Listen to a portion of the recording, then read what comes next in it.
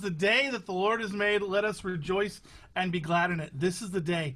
Now, when I say those exact words, you're probably thinking the hook, aren't you? This is the day. This is the day. Sing the rest. That the Lord has made. That the Lord has made. Now, when did you first hear that song, Thiago? In Brazil. In Brazil. How old were you? 2. I don't know. 2 years old. I was probably 2 or 3, and I still remember. I was young, for sure. My parents, they've been singing this song for a long time. So I still remember it. I don't remember a lot from when I was 2. I have foggy memories, but I remember songs like Happy Birthday, Father Abraham. I remember time and time again growing up and hearing these songs and knowing them, those melodies. I like how you guys say it. You guys say chiclete. Chiclete. Chiclete. Now, what that means is, well, when you are, let's say you're coming home from Mexico, and these little boys are in the line at the border, and they're trying to get you to buy packs of gum. And those gum, here, this is Trident. How do you guys say that in Portuguese? Chiclete. Or chidente. Chidente. So, it should stick with you. A good melody should stick with you. Una buena melodía debería pegársete. Now, the funny thing is the chiclets are really bad gum. You take like 5 chews, the flavor's gone, and you spit it out. And a bad song is like that as well. A good song like this one, I could chew this piece of gum for 6 hours, and it still has flavor. And a good song is like that. It's lasting. So today we're going to teach you how to write a lasting song, a timely song that is also timeless.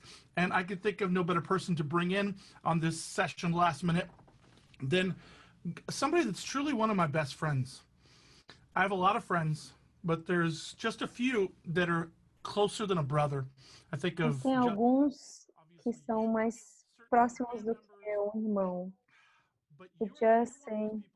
You and I kind of like share a brain. Pero como que vos y yo es como que compartimos el cerebro, a veces distintos pedazos del mismo cerebro. Different perspective, and so I know that when I come to you with an idea, I'm going to get the honest truth, but I'm also not going to be told that something's good if it sounds like rubbish.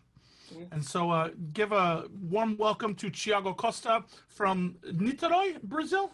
So yeah. From Rio de Janeiro area of Brazil. Tell them how we first met. Originally. Tell them how we first met.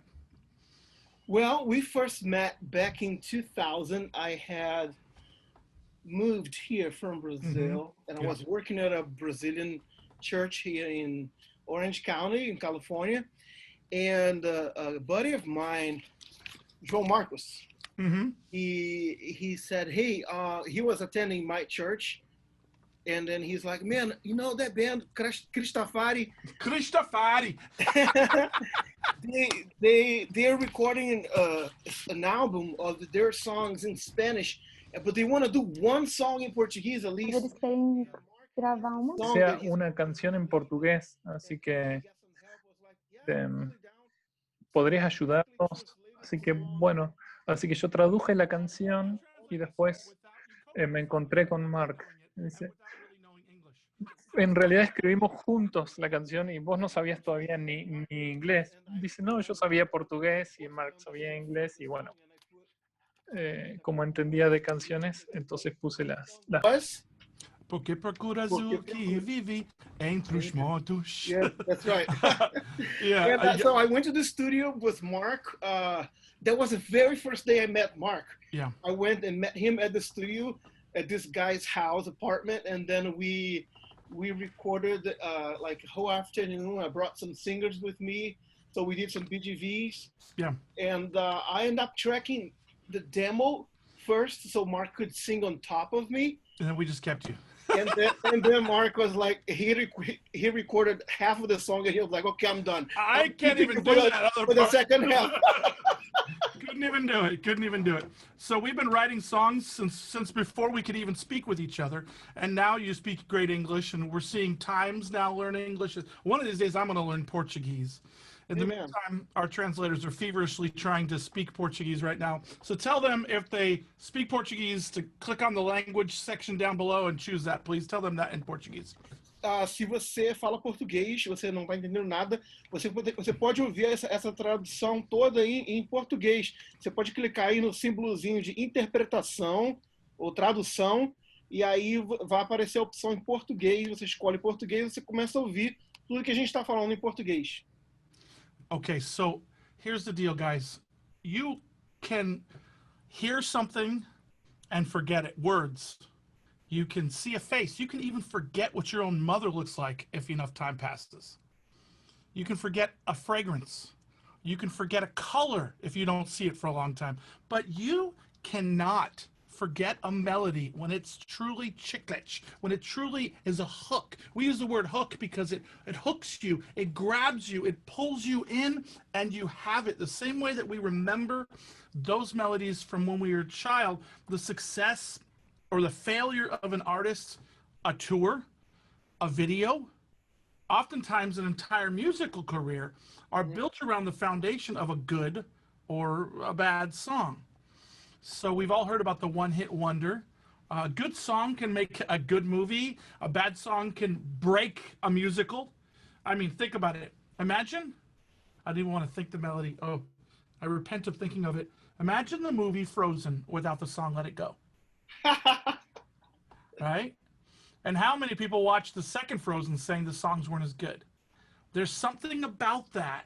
It's lightning in a bottle. Sometimes you can't necessarily come up with the right equation. It's not a mathematical thing, but when it strikes, it is incredible. It can make someone's career successful overnight. I remember years ago I met a guy named Daniel Bedingfield. We got a chance to perform on stage together, and he wrote this hit song. I gotta get through this. I gotta get through this, and it was a big song on radio, on everywhere. His sister Natasha Bedingfield had a few hits as well. He wrote and recorded that song in his underwear in his living room. And Thiago and I have had the privilege of working together on, I would say, 10 albums maybe. And in those 10 albums, every time we've recorded, we've been recording in a bedroom or a living room. I can't think of a time where we haven't. It doesn't take much. Yeah, also because for the most part, when we're working together, I'm not necessarily doing the final recording. I am in the creative process of having ideas of writing the song, writing the hooks, structuring the song, demoing, and then it's all with Mark and everybody else. And I do want to say another little side note here is that you may be saying, well, I'm not that skilled at this. You know, hard work is easily misconstrued as talent. And some of the most talented people I know in the world don't have a work ethic. That laziness translates to a lack of talent. People just say, oh, like, okay, great example. Probably one of the best produced albums of the year back in the day was Lauryn Hill.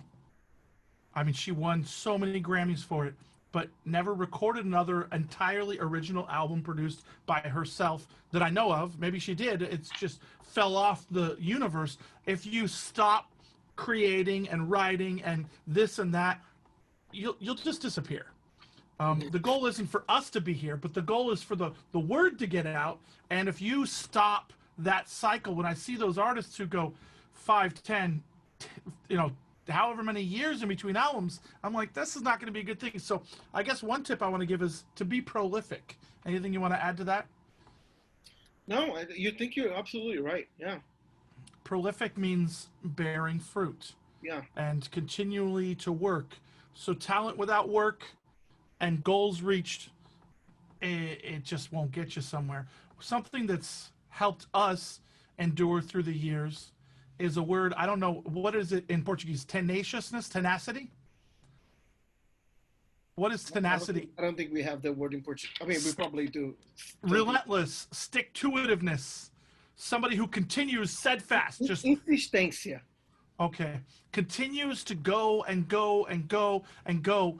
So don't let a bad song keep you from continuing to write. And don't think that once you've got the good song, you've arrived. Right? Oh my gosh, how many artists have done that?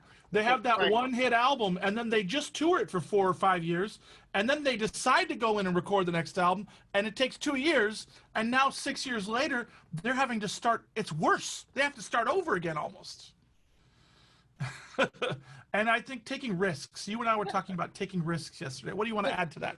And like writing songs, it's a constant creative process, and you see so many people that they have one hit wonder.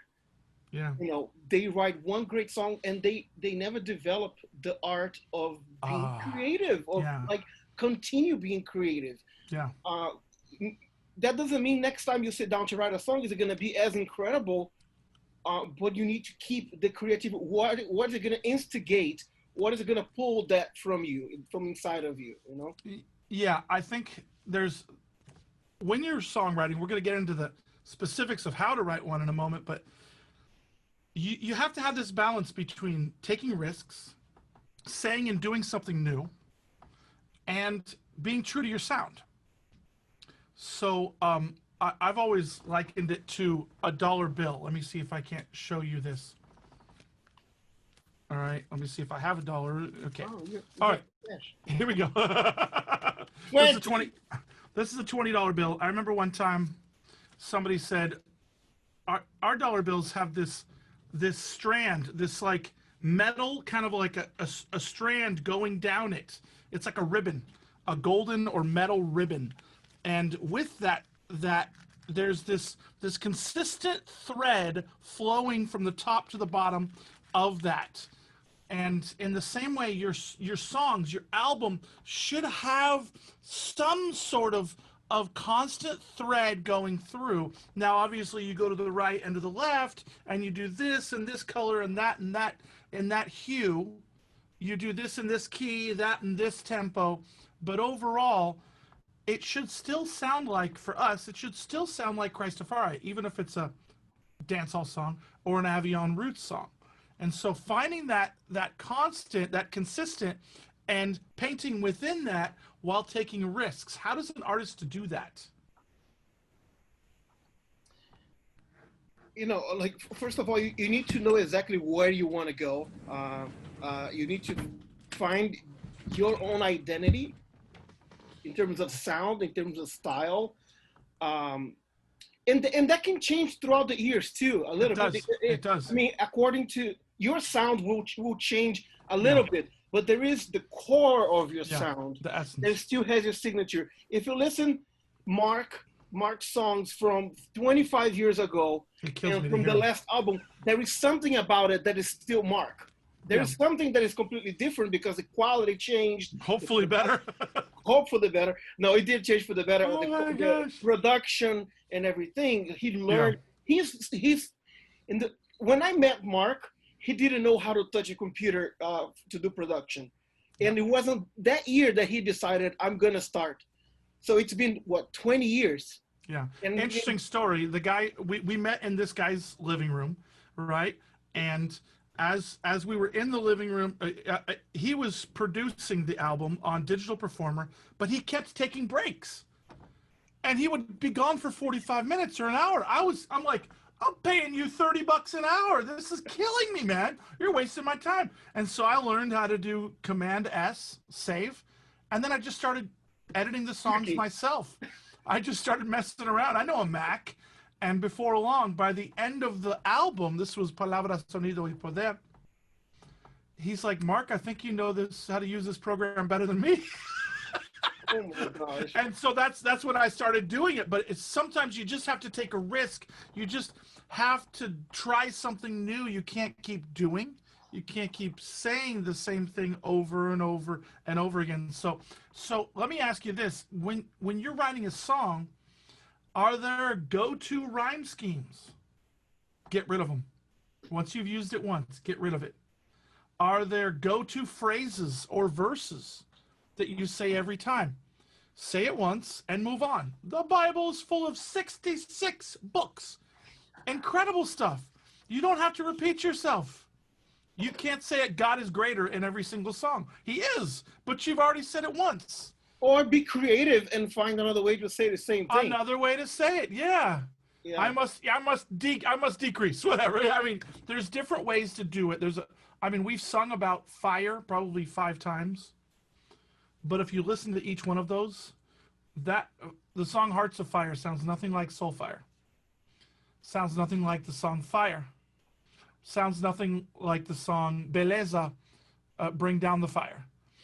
They're same word, very different interpretations. Yeah. So don't be afraid to take risks, but don't be so left field that, like that one artist where he comes out with a hit and everybody's like, this is great. Where's the next one that sounds kind of like it? And there's nothing like it on the album. I think on an album, every song needs to have at least one sister or brother. Yeah. At least a distant relative. Somebody. Come on. Speaking of this, we're going to be mentioning different classes in the future. One of them is, I just was a part of Hanato Times, our guitarist, his rhythm guitar class. And on June 22nd, he's going to be building a song from scratch. And he's going to be taking one of my voice notes and building a song from scratch. And he'll show you how to write the musical side. So today we're going to focus more so on the lyrical side and the creative process. So some songs come to you in 3 minutes. Times sent me the demo for our cover of You Say, Lauren Daigle's hit. There was a little breakdown section. The amount of the section, let's say it's 1 minute, in 1 minute, I wrote that entire chat. When he sent me the Waymaker, the amount of time it took me to hear it, I wrote it. One song, 5 minutes. You alone are my hiding place. You alone are my only refuge in the storm. Sir, can you please turn off your recording device? We got to take off. Just a second, I'm almost done. You alone can bring the calm. Sir, please put down your hand recorder. It's just a cassette tape. I was on the plane. Within 3 to 5 minutes, the whole song was done. Some songs can take 30 years. Sure. And I have a few songs on each album where I'm alluding to or using something that I got. The song Wherever Your Treasure Is from like 2 or 3 albums ago, that was the second song I ever wrote, was about that verse. Obviously it evolved over the years, but learn to decipher the difference. Is the fruit ripe or not? What are your thoughts on that? Yeah, absolutely. When we've talked about saving your ideas, because you never know when that's gonna become a thing. Yeah. I remember so many of my songs came out of my voice memos and things that I have saved, and I sometimes revisit, and and then I feel inspired again to work on it. Also, sometimes by scribbling notes, like sometimes I'm at church and pastor's preaching, and I just hear something that is so impactful, and I write it down. And sometimes it's like late at night when I get home, I have this idea that comes out of that. And it's not necessarily ready. Sometimes I don't finish the whole thing right then and there, but I save that so that I can go back and finish up. So like, don't be afraid of leaving your song unfinished. It's better a song that is unfinished, and then you're gonna have an opportunity to really work on it and make it a great song later, than just try to finish something that is mediocre, like just not perfect, not sounding the way, not having the glue, the chiclete thing that we were talking about. Like, if you don't get that hook, if you don't get that thing that's gonna make people go like, oh, I'm really into this. Like, for me specifically as a worship leader, I'm looking to write songs that are gonna make people sing. So if I'm just writing a song that it's not gonna have crowd participation, it's not much of my thing. I'm always consciously making a note. Are people gonna sing this? Like, is this congregational? Is it congregational? That's one of the challenges that I had writing at the beginning of our career, of our ministry, is that I felt like everything needed to be done so creative, and the pentameter means the timing of had to be off here and on here and early there, and I had to change the words so much that nobody could sing along. And I think that touring Brazil was when I really started to realize I had to simplify our songs. I had to say, freedom step, doesn't matter what I say here. Freedom step, doesn't matter where I'm going. Freedom step. And then I had to even go simpler. Shoo ba ba shoo, and then I would teach them that in the beginning. Da da da da da da. Beleza, da, da, da, da, da, da, beleza. Even that beleza. The next one, they want to go da, da, da, they want to do it. So when you change, you really have to. I love what Bob Marley said.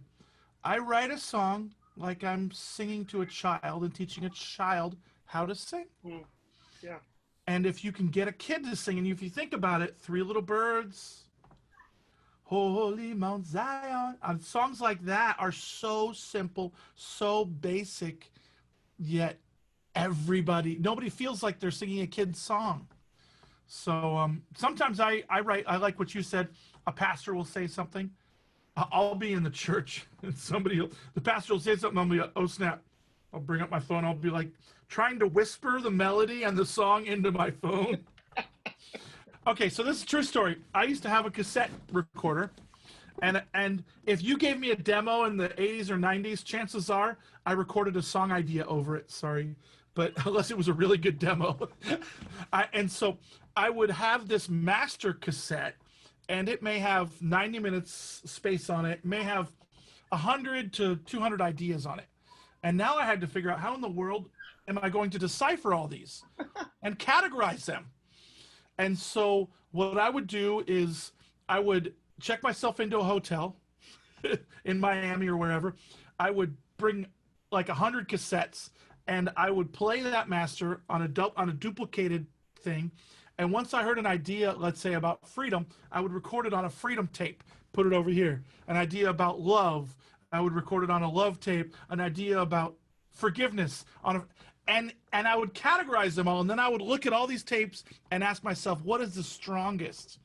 But even then, you really don't know what the strongest idea is. So by the end of it all, you have no perspective. You have no idea whether it smells beautiful or whether it smells like BO. You have no idea. Is this fragrant or pungent? And so you really need to run it by others. But I think you'll have an idea what is the strongest one, the one that makes your soul sing, the one that you can't get out of your head, perhaps. And then this is what I did. I then looked at those, like, let's say 50 cassettes. I picked the strongest ones, and I would demo them. And then I would pick from the demos, at least 5 or 6, sometimes 20 songs wouldn't make the cut.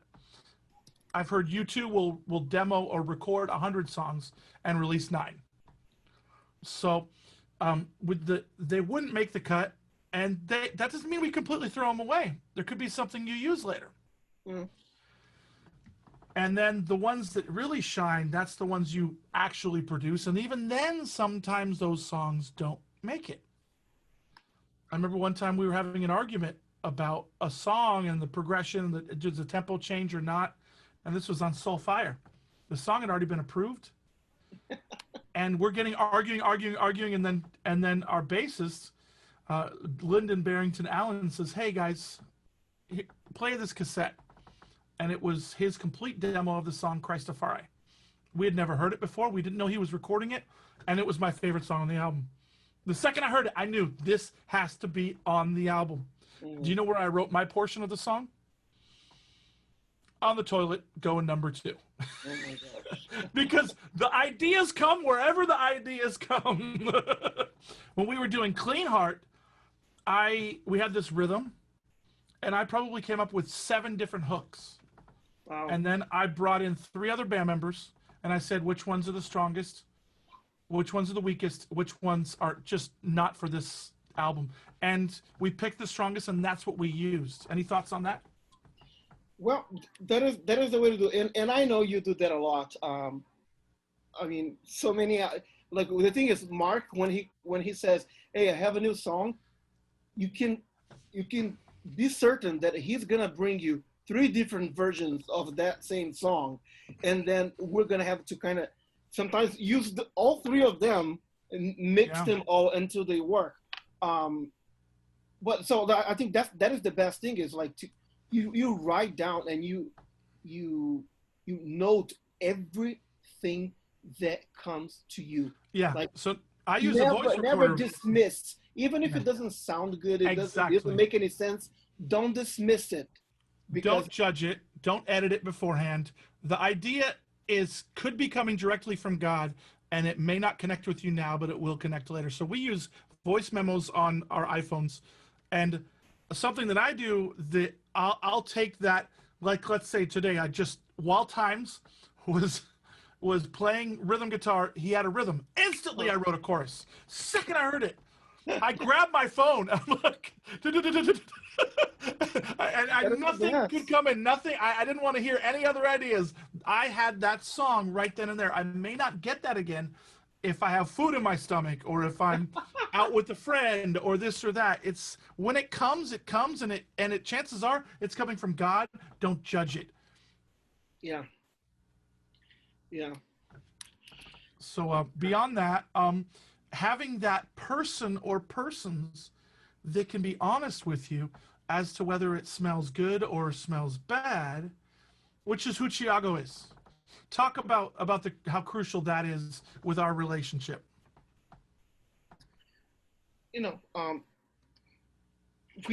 It's about, like, with Mark and I, like, first of all, I think the most important thing is a friendship that was established. A trust. Because we have this trust among us, and I can come up with something that I think is the most precious thing, that is the best thing that I've ever written. And Mark is going to come to me and go like, I don't think so. And not feeling it. I'm not feeling it. And you know what? It's okay, because we have that openness. And I have the same thing. Like, Mark will write something and I'll say, you're frank. You're very frank. Yeah, I'm very frank. Like, too frank sometimes. But Mark is the kind of friend that he knows that I what I mean is, like, I'm not trying to trash his ability or his gift. I'm trying to make it better. He knows that my intention is always, like, even if I'm wrong, even if he disagrees, and if at the end he goes with his version, he knows that my intention was to make it better. And okay, so your goal and my goal is to be no respecter of persons, but to be a respecter of the idea. And so what do I mean by that? Okay, when we recorded our first 2 or 3 albums, it was really hard. And part of it was that everybody thought their idea was the best, and everybody was thinking one thing: if my idea makes it, I'll make more royalties. So my idea has to be better, because it's survival of the fittest. It's not what is going to be the best song, it's what's going to pay me the most. And so to be honest, those first few albums, I wrote 33 1/3%, because everything had to be negotiated with the other 2 guys that were songwriters, and everything. It was just this like battle, this fight, and I hated it because it wasn't what's the best idea. It wasn't true to the song. It was true to your pocket. And I think that people take things too personally. So, like, let's say I write 5 songs, right? I see those songs as my kids. And you come to me and you say, you know what, that kid is an honors kid, top of the class, and this kid over here is failing. So let's give him a tutor. Or let's put him back a year. Or maybe it's like this. See, I'm scared you're going to kill my kids. Right? Nobody wants to, but if you separate yourself from the song and realize that it's God's, and you can't take it personally, I won't take it personally if you come to me saying, hey, that kid over there, that kid's really ugly. Let's give that kid a makeover. Let's try a chord change. Let's try a costume change. Let's try this. Let's try that. Yeah. Let's play to our strengths. But ultimately the best stuff should rise to the top. And a good song, whether it's sung with an acoustic guitar, whether it's sung in metal or rock or blues or jazz or reggae, a good song is a good song. I think the Beatles are probably the best songwriters in the world. Fantastic. Michael Jackson was really good.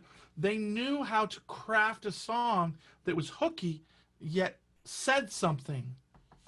Any thoughts? Yeah. A lot of people who write memorable songs that are gonna be forever remembered.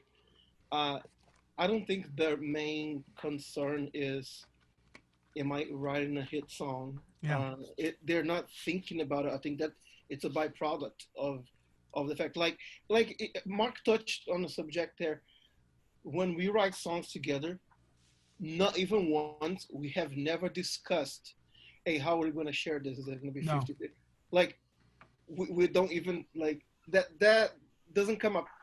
And I say this to everyone in a sense that you got to find someone that you can have this kind of relationship to co-write. Yeah. I wouldn't be writing songs with another person like that in full trust. Yeah. Like, I really trust Mark, and I know he trusts me too. I love you, brother. Yeah, so like he would never try to, not give me the credit that he knows that I deserve, and vice versa. But it is important for you also to know where it is your worth. Like if you're putting some work down, if you're co-writing with someone, it's important for you to take notes of that moment as well. Like if you don't have a relationship like this, like Mark and I, so I just want to make a quick note on that. But like we don't write songs to become famous or to think, oh, this song is gonna like be on the #1 Billboard, which some of them end up being. Like some of the albums that we produced end up reaching some pretty incredible things that we never even thought about it. But we don't write with the intention.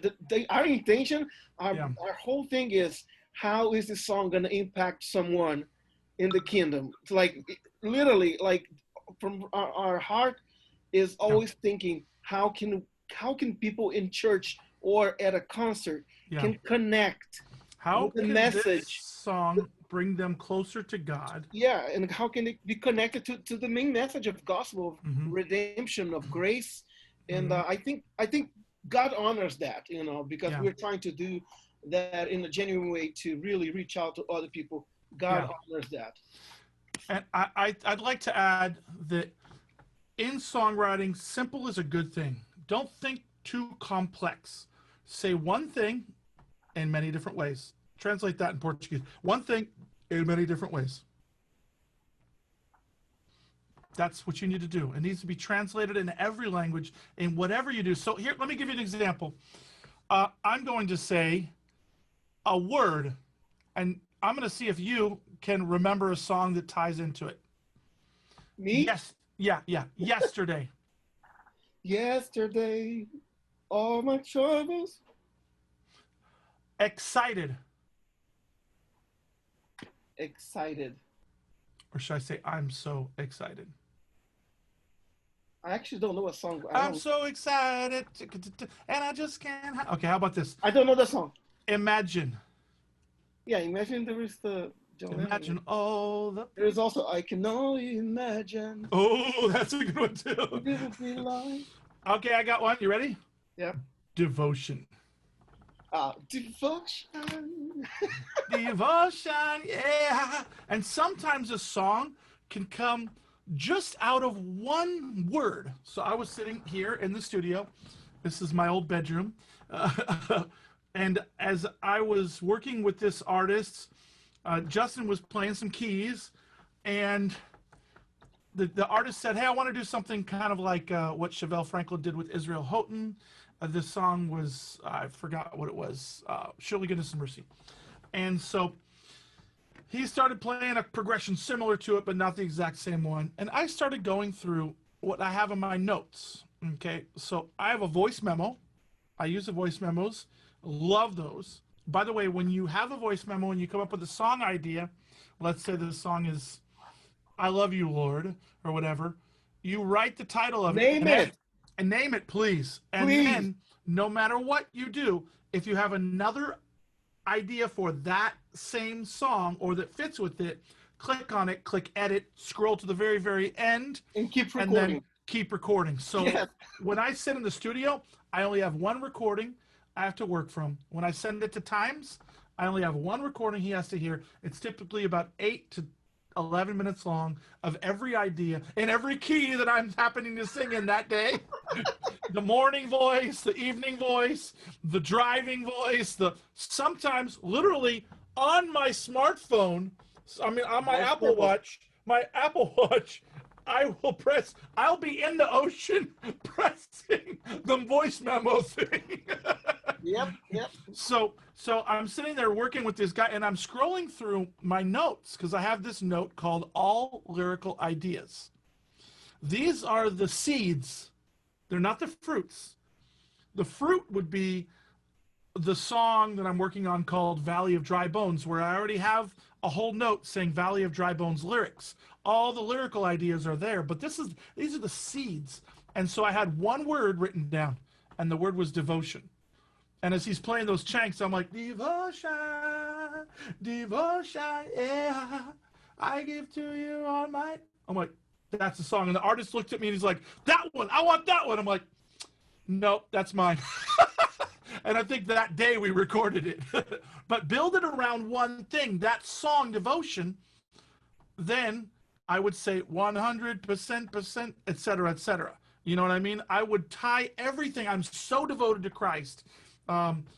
These kinds of things. So I try and say one thing in many different ways. What would you add to that? Yeah, so we only say voice memos because we only know iPhones. If you don't have an iPhone, figure out what your Razor can do for you. Whatever the phone you have, like figure it out what kind of audio recording you can do on the phone. That's one, and the note, and also like what Mark said, it's very important. Like always, if you don't have a title for the song, sometimes that's even better. You get the idea of the song. The song is talking about love. The song is talking about faith. The song is talking about the sun. Like whatever it is, like put the theme there, because when you're looking for something, it's hard to like find exactly what you're looking for if you don't have categorized.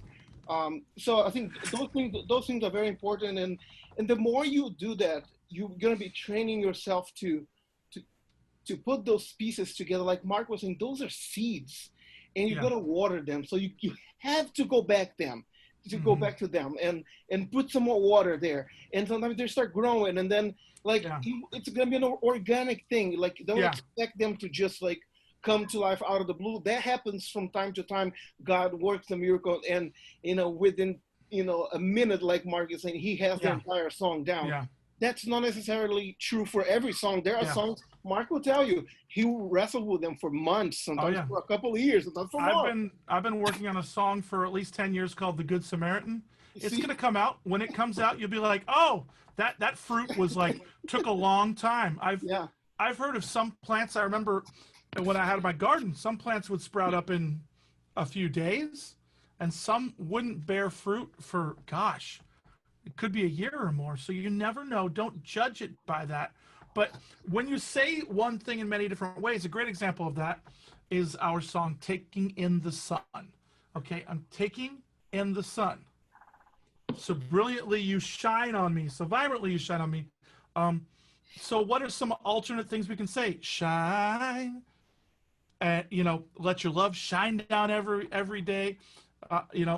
So those kinds of things. But one thing you don't want to do is ever change the pronouns or the person that you're speaking in, first person, second person, third person. So don't say, God is the best, I love him so much, and then change it to, you are my savior. Don't change those things. Stick with that same voice, that same, I don't know the exact English grammatical phrase for it, but in Portuguese, there is even think that when I'm writing Portuguese, so conscious about it, and I hear people making the mistake all the time. If to say you in Portuguese, you can say você, or you can say tu.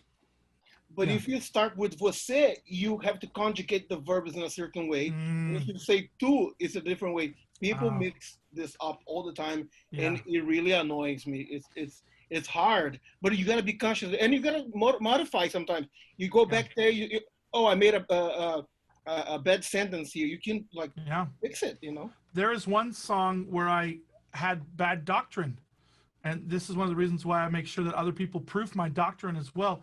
I was talking about the Holy Spirit, and I said, it is in you and it is in me. And the Holy Spirit is a he. And that was something that I regret recording on our first album. A minor thing, but it's not really minor when you look at the personhood of it. It wasn't intentional. No, but yeah, just make sure that, are you talking to, whose audience? Is the song to God or about God? Is the song to man?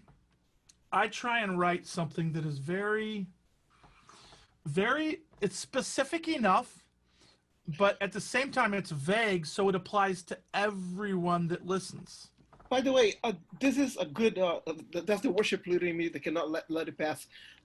That's a good definition of the difference between praise and worship. Praise is when you tell people about God. You're singing about God, that's praise. And worship is when you're telling him who he is and what he is and how amazing. Psalms, hymns, spiritual songs, and then there's is it evangelism?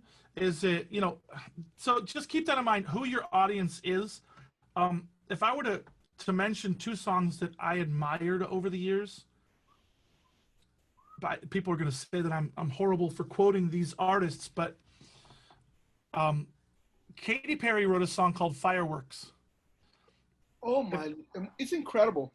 If you look, now I'm a reggae guy, I don't listen to Katy Perry, but when I saw that video, and especially when I listened to the lyrics, did you ever feel like you were this, like you were that? And the things that she's using to describe what the person is going through aren't literal.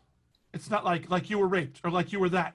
It's like you're a paper bag floating in the wind or something. It's so everybody can say, no, I've never felt like a paper bag, but everybody at the same time can say, yeah, I felt like that aimlessly, or And another one is The Shallow, I think it's called. Tell me something, boy. Are you whatever? With Gaga and whatever that guy's name is. So that one, I've used that one in an altar call before. Are you satisfied with what you have? And how they're in the deep end and they're drowning and they're struggling and it's really a cry for God. But if you look at those lyrics are specific enough so that everybody likes them, but at the same time, they're very vague. And since they're vague, it can apply to somebody who just got broken up, somebody who just lost a family member, somebody who is in debt. So try and come across something, try and write something. I was talking to Nikita, and she was giving her testimony, and it was so specific that I'm like, you know what? I know some people who would be blessed by you saying your mom had this many husbands and broken family, who would be blessed by you saying you made a mistake, got pregnant as a teen, you were made a horrible mistake and aborted that child.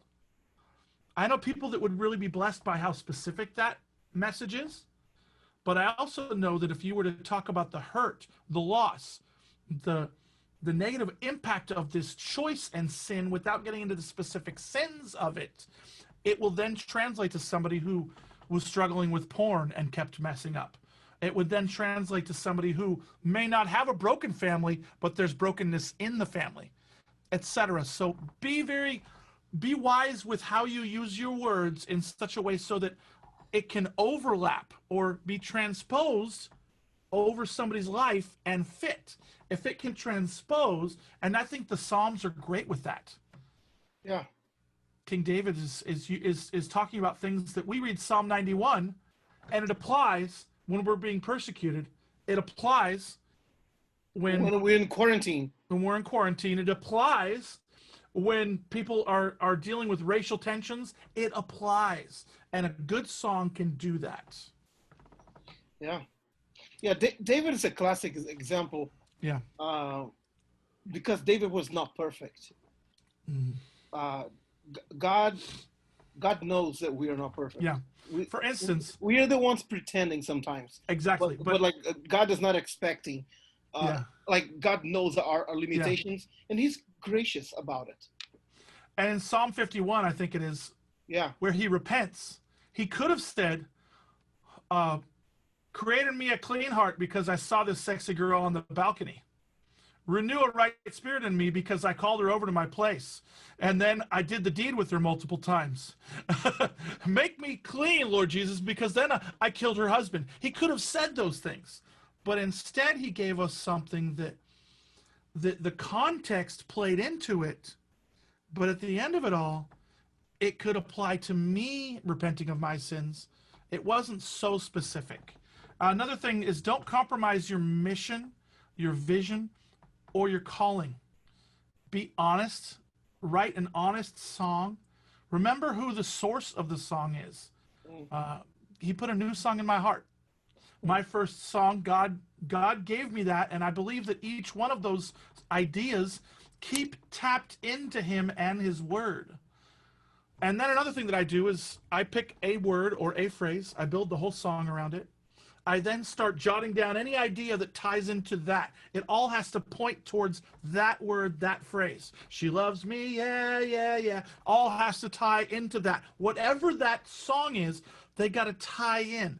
So don't give me five verse song that talks about Genesis to the prophets to Revelation to this to that. Pick one thing and stick to it and say it. And then I use a thesaurus. So I'll look up the word devotion, and on a thesaurus, I'll look for synonyms, I'll look for antonyms, and then what is it called when you alliteration, when you use like two C's back to back or things like that? I look for those if I can. That's always fun to work with. But say one thing in many different ways, and then I look for Bible verses, and this is where I go to the Bible Hub. And the Bible Hub is just a website where I type in the word, and then I find that verse, and then I scroll to the bottom, and I find cross references. And then when I find those verses, I look at different versions. So on the latest album we're releasing next week or soon, Avion's Fly, we have Psalm 23. I'm trying to rhyme Psalm 23. So I'm using all these different ones: Amplified, Message, Darby's, King James, NIV, things like that, to find the way to say those things in a way that it also is lyrical. What do you think about that? I mean, are you kidding me? God gave us this amazing book with 66 chapters. Books, yeah. Like books, but like if we divide them inside of one book, with so many stories, so many applications, so many ideas, and full-on, ready-to-go songs. Yeah. At least that we can use as a model of how to follow. I think, like when you say, I'm looking at Psalm 23, and I'm trying to really bring it to life. Yeah. I mean, it's a matter of application. It's a matter of inspiration and stuff. But man, like just for the fact that we already have that in front of us. Yeah.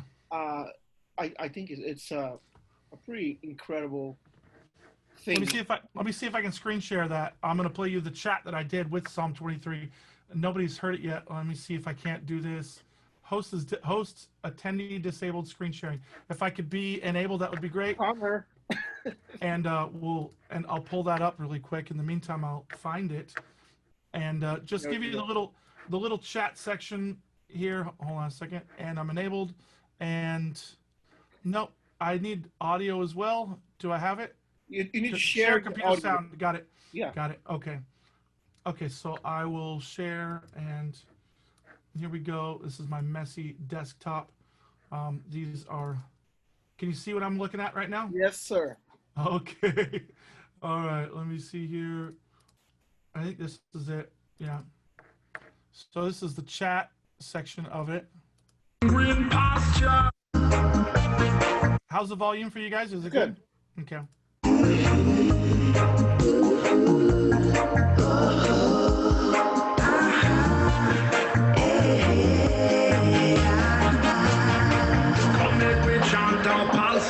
The Lord is my shepherd, so I shall not want. He maketh me to lie down in green pastures. He leads me beside the still waters. Yes, he restoreth my soul. He restored my soul. He leads me in the path of righteousness for his name's sake. Yea, though I walk through the valley of death, I know thou art with me. So I will fear no evil. No evil, no evil. For you are with me, your rod and staff, they comfort me. You set up my table before my worst enemy. You anoint my head with oil, my cup it overflows. Goodness and mercy shall follow me everywhere that I go. Yeah, and I will dwell in your house forever. Yes, forever. This is a spiritual message from Jehovah.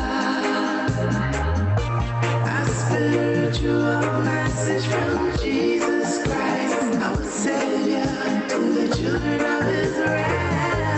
Scattered abroad, peace be multiplied unto you through the knowledge of God, grace of the Lord Christ Jesus.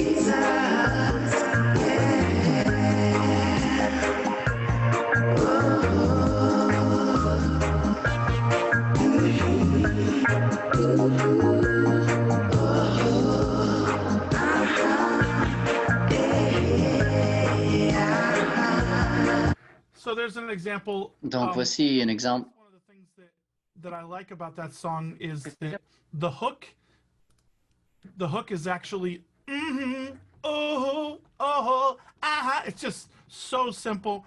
And it was a challenge to kind of write something. I'm kind of going all over the place, but it's an example of how I was able to, sometimes I put the words in a different order, but I was pulling from different versions. But there is nothing new under the sun. And so say something in a new way. I heard Bono from U2 say all pirates are poets and all songwriters are thieves, or something like that. All poets are pirates and songwriters are thieves. And so if you can find that phrase though, or commonly said statement, then you're really good. So yeah, go on. You know, like in that new thing, finding the new thing, like we see so many references in the Bible about, you know, he put a new song in my mouth. Yeah. Sing to the Lord a new song. Yeah. Sing to him a new song, Psalm 33:3. Yeah. You know, play skillfully and with a shout of joy. And then Psalm 98, you know, sing to the Lord a new song again. Like so many references to that. New song. In one thing that caught my attention, I was looking into that, is like in Revelation, there is a passage that says, and they sang a new song, saying, worthy are you to take the book and to break its seal. And I was like, that's amazing. You know, like a new song doesn't necessarily mean new lyrics or a new melody, but it's intentionality of your heart. And I think for inspiration to write a new song, if that intentionality, if that experience is not inside of you, whatever you do outwards with words or melodies are just going to be empty. Yeah. They can rhyme. Yeah. They can structurally work together, but it's going to be empty. And that's, I think that's the main difference when we're talking about songwriting a Christian song. That's the main difference between writing a song to God and about God than just writing a song. It is the intentionality of your heart. It's what's gonna make it new. You know, I try and write a song that I hope is sung in heaven someday. So when we wrote "Glory and Honor, Wisdom and Power" on the song "He Reigns," that's taken from Revelation.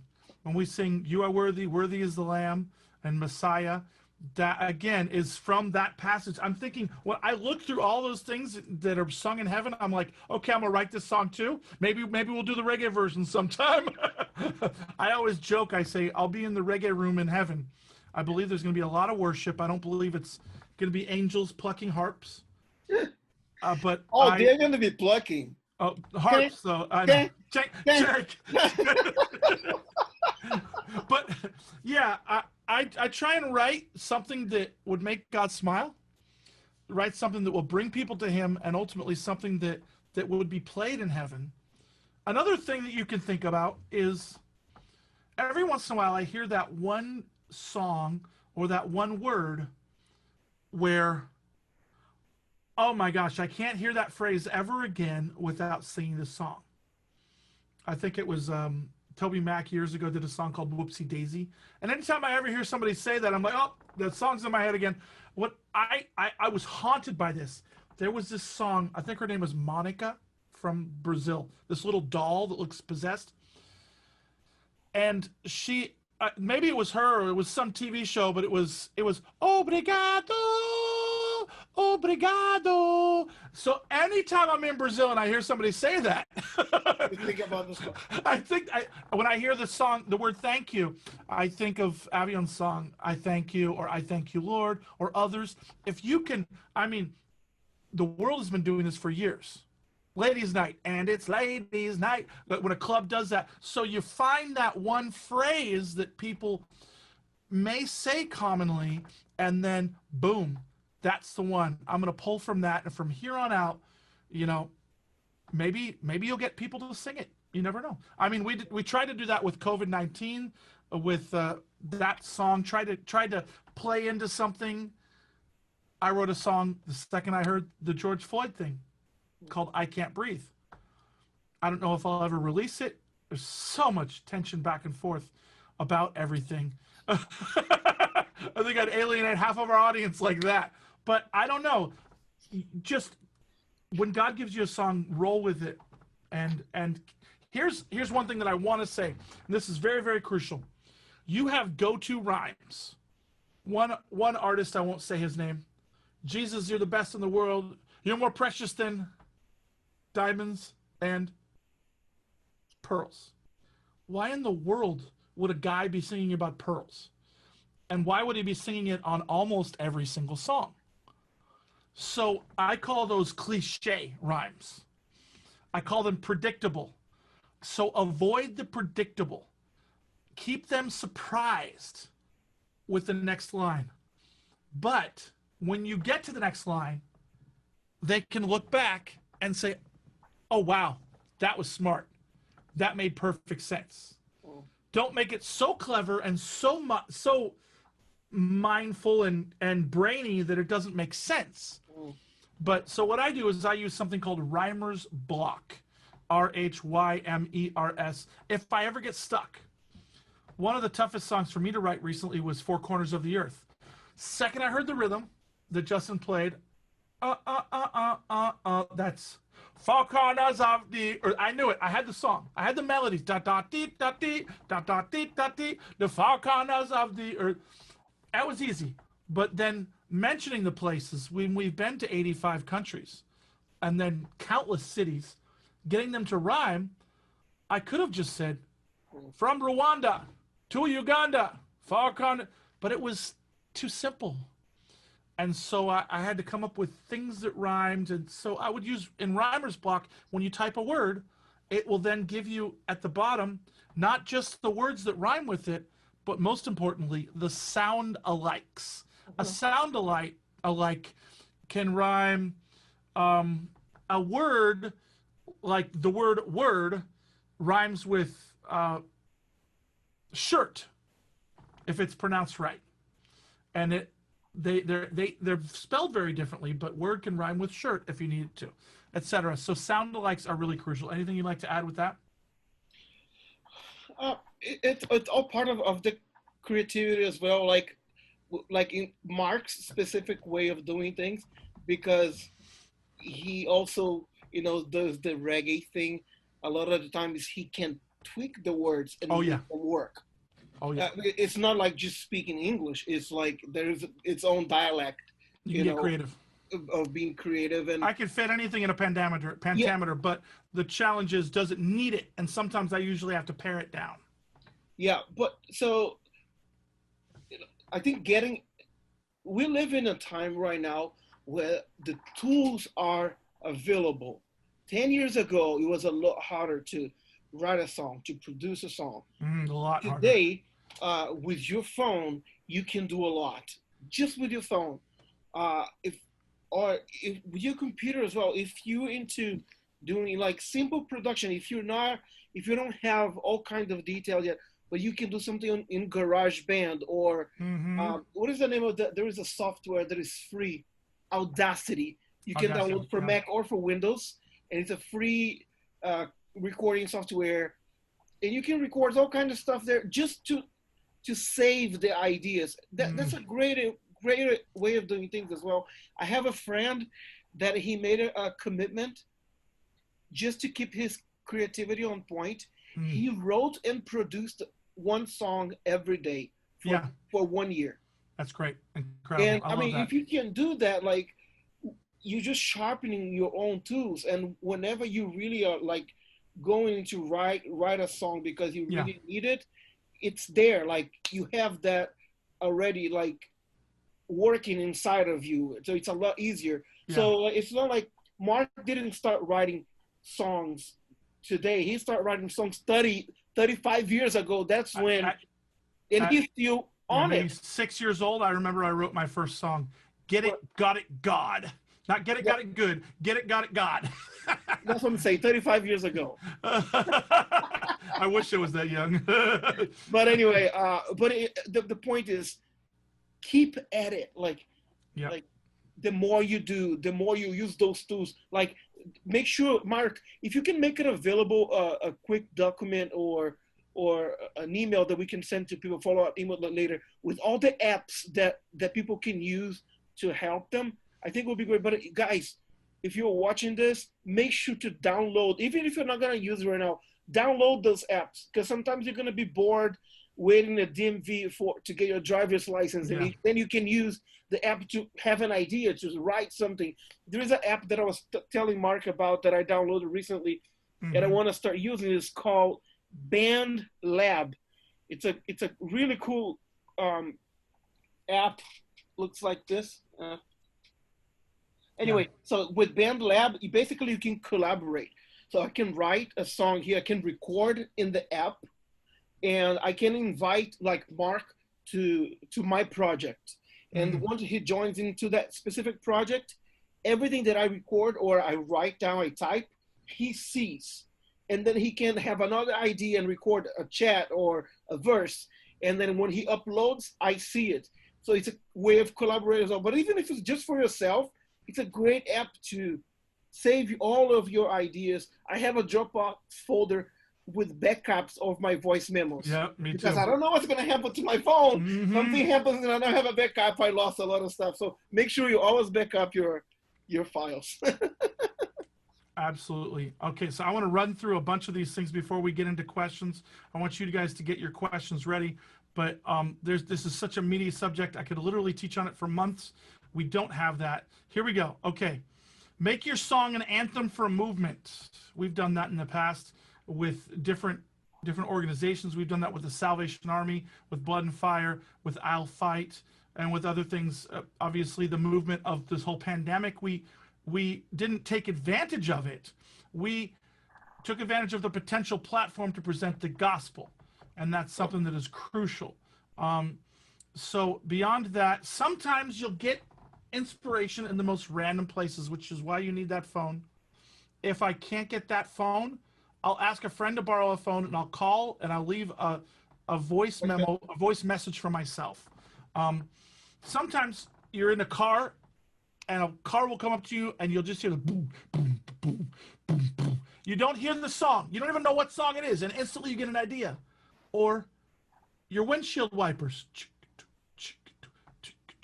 You get an idea. Or your turn signal. I can't tell you how many songs I've written to the tempo of a turn signal.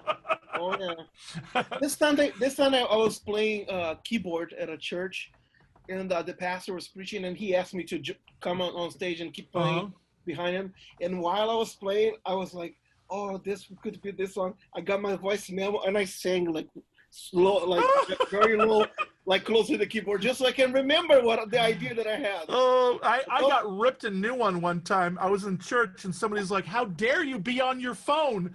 You were this, and that." I'm like, man, one of these days you're gonna get the album, and you're gonna thank me for the fact that I took the moment. And because who knows, the second that somebody plays another chord progression, another everything, this is what I'm like when I get an idea. I'm running out of the room going la la la la la, plugging my ears. I don't want to hear anything else.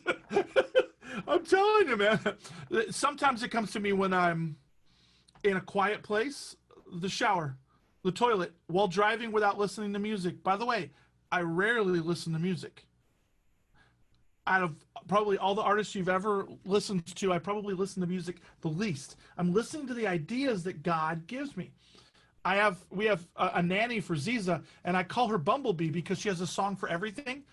And it kills me sometimes because this song is constantly playing in my head. Every once in a while, I'll look over to Abby and say, "What song's playing in your head?" Sometimes we're on the same chorus at the same place, but every once in a while, it just completely erases the ideas when somebody else. And so for me, isolation, a place of contemplation, tons of ideas come to me when I'm at rest, just going to bed. Mostly when I'm waking up, I hear that song in a dream. And then I know it, it's so familiar. And then I wake up and realize, oh my gosh, that is not a dream. That's not a song that I heard. That's a song that God is creating right now. And so I have to record it. Hopefully don't wake up my wife when I do that. But like Thiago said, don't judge it. Don't worry about whether it's a good song or a bad song. That comes with perspective. That comes with time. So I like to say that a song is like two things. Fruit. You can't force pick it.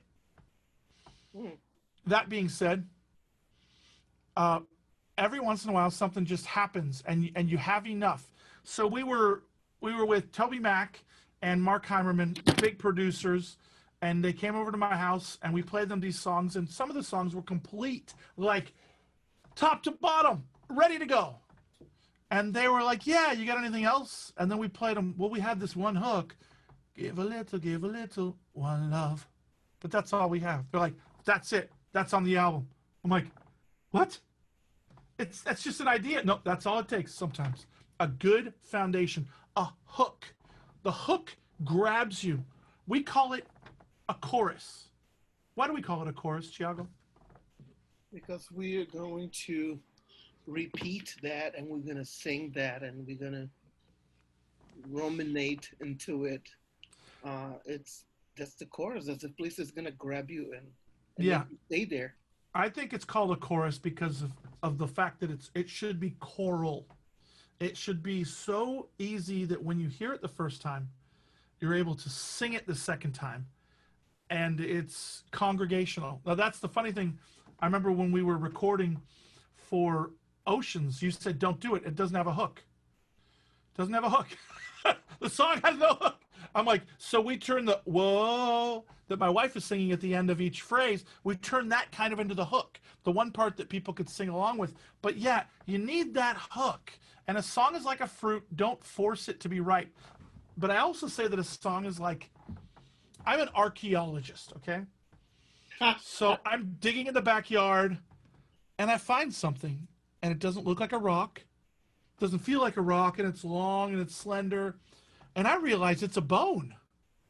And so I start digging around it. I'm careful to not ruin it while I'm digging. And then I find another bone. I realize it's a rib cage. And so I'm slowly unearthing it. And maybe the first idea is a melody. Could be a bass line. Could be a horn line. It's usually a vocal. It's usually a chorus. Sometimes what I think is the chorus is going to be the verse. But sometimes when you're digging, you think you got something, and oh, that's just a real rock. But it takes time. Archaeologists take time and care. So don't just excavate, rip it up, and break it. Let it work itself. Let it come together naturally. Any thoughts on that? No, absolutely. I think that's the best thing that what you're saying is just to, like, excavate, like look for everything that you can, but let it present itself sometimes. Like don't force it. Yeah. Now another thing is that a song is subjective. A good song is subjective, meaning that one person may like it, one person may not. When people ask me to sing a song with them, I pretty much say no. But then I say, just out of curiosity, I'd like to hear it. Maybe I can give you some pointers. And then if I hear it and I really, really like it and I instantly get something, I'll change my mind and I'll say, you know what, I can do it. But what I don't want to be is that guy who's like, dude, this song sucks. I just can't do it. I just can't do it. I said yes one time to a version of Our God is an Awesome God. And when I heard the version, I was like, you know, and so I've been very cautious ever since to make sure that if it doesn't click with me, and I can't explain what that clicking is, but you know it and I know it. When a song instantly inspires you, probably somebody who helps me with that the most is Times. He sends me some rhythms, and instantly today I was like having to record voice memos like that. It just happens, and you never know. So here's a Bible verse for you guys. Jesus said, when you have lifted up the Son of Man, then you will know that I am he, and that I do nothing on my own, but speak exactly what the Father has taught me. Speak exactly what the Father has taught me. Psalm 40, he put a new song in my heart. Yeah. If you want lasting power, guys, if you want your song to endure, heaven and earth will pass away, but the word of God will last forever. And if you marry your song to the word of God, yeah, the brightest, most diverse book in the world, the bestseller, the everything, you're going to have something that is timeless. You don't do it because you want your song to succeed. You do it because you want to give God the glory. And that should be your sole focus in what you do. What do you think about that? I think it needs to be in everything that we do. And that's another thing. It's like songwriting, it's a product, it's a byproduct of who you are. You can't fake a relationship with God. Ooh, I like that. Trying to write a song that sings holy, holy, holy.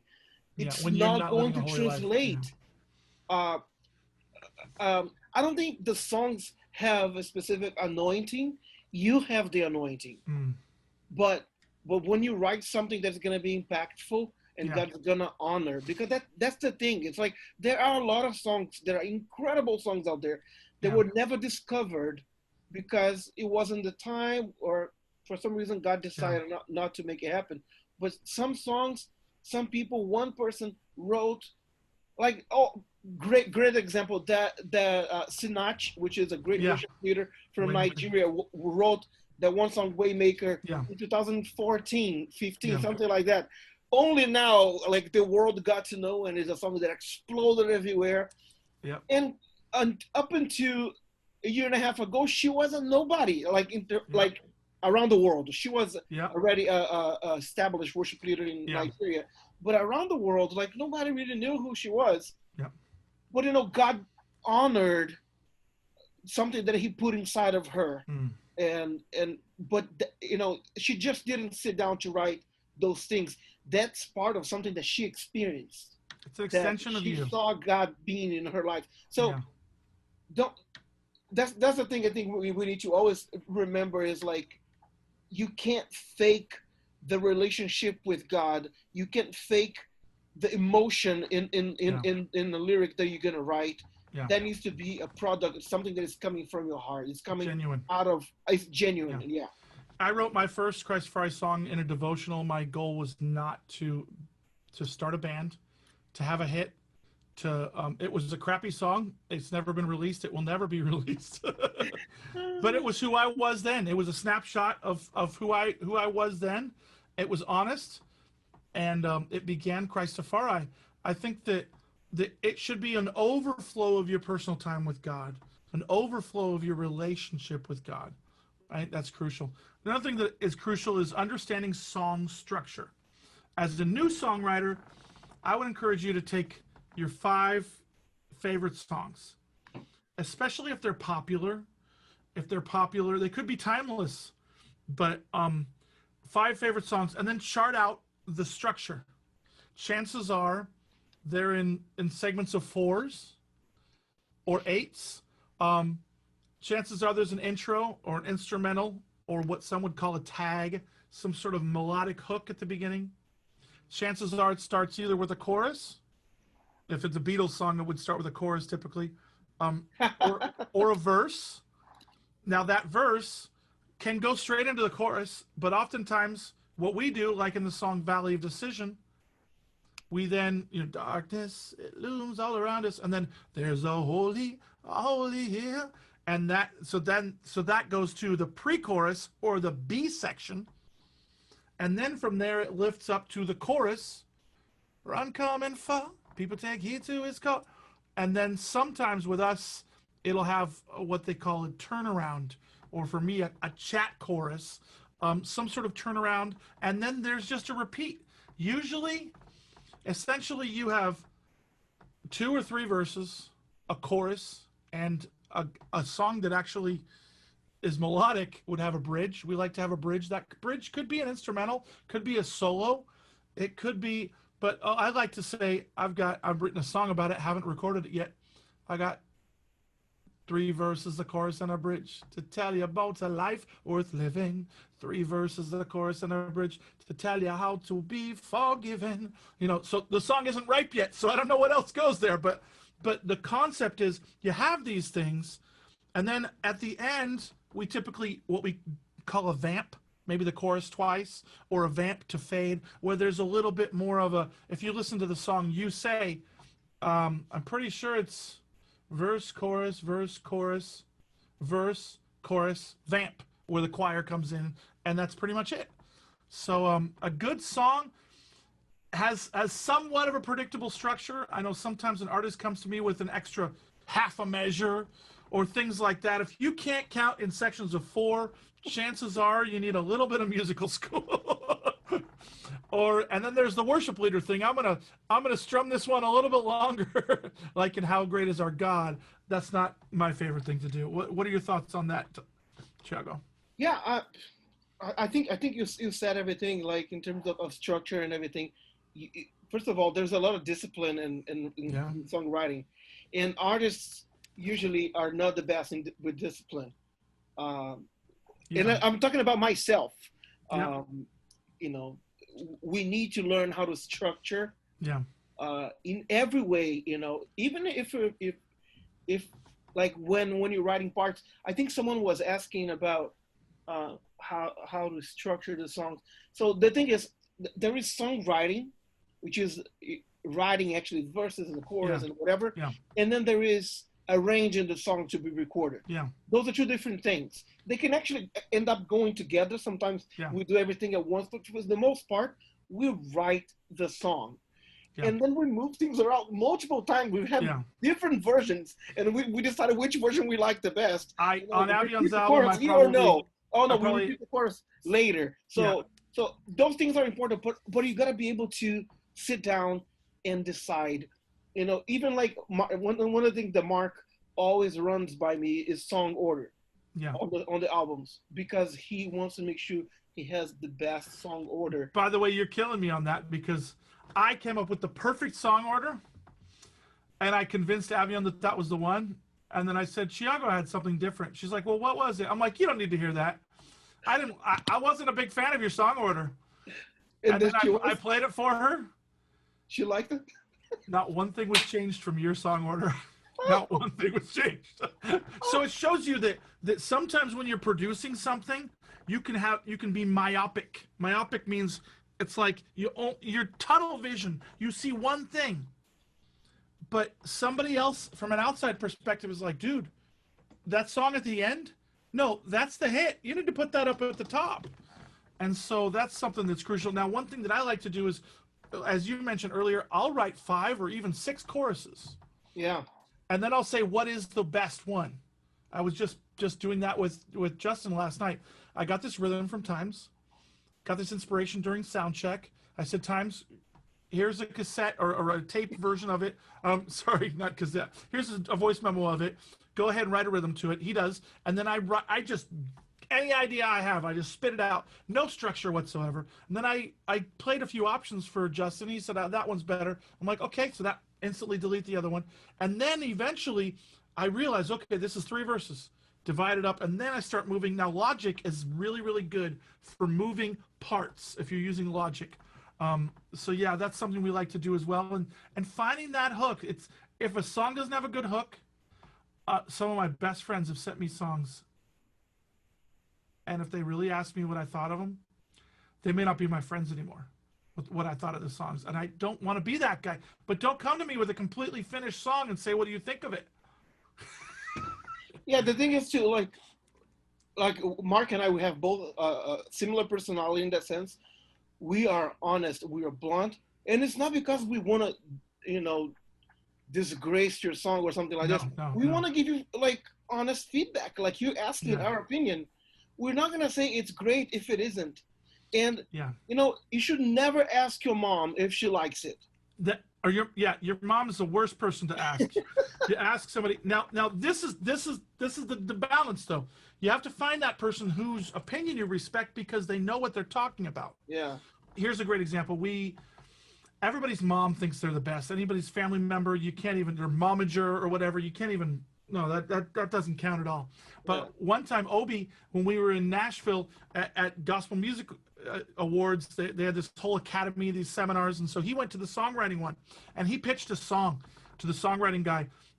And Mom Goggles, somebody just said, that's funny. He pitched a song, and the song was kind of shot down. And the song was, the guy said that too many things need to be reworked. It's not a potential hit. And that song was our first song to ever hit 1 million views on YouTube. And it was Yeshua. And I'm very happy with it. It's been on like 4 albums now, I think. So you got to consider the source too. And ultimately the source needs to be your relationship with God and your confidence in the gift he's given you as well.